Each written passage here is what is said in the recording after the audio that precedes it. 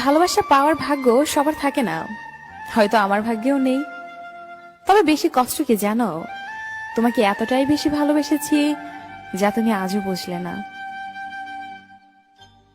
প্রেম আসে মানুষের জীবনে আলো নিয়ে, আবার প্রেম যখন চলে যায় কাউকে ফেলে, তখন তার মনে হয় মরণ কান্না যেন তাকে ছুঁয়ে যায়।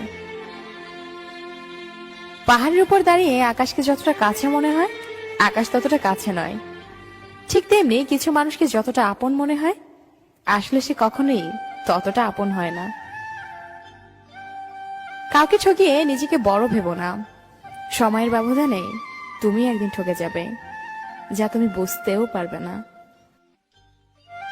চোখের অশ্রুটাই বেঈমান, ঝরে পড়ে, তাও আবার অন্যের জন্য। নিজের অস্তিত্বটাই এখন বেঈমানি করে শুধুমাত্র তোর জন্য।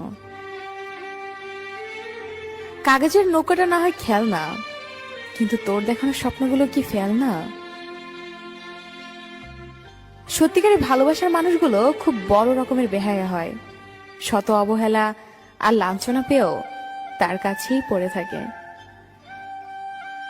নিজের স্বার্থের জন্য অন্যের সাজানো স্বপ্নগুলোকে ভেঙো না।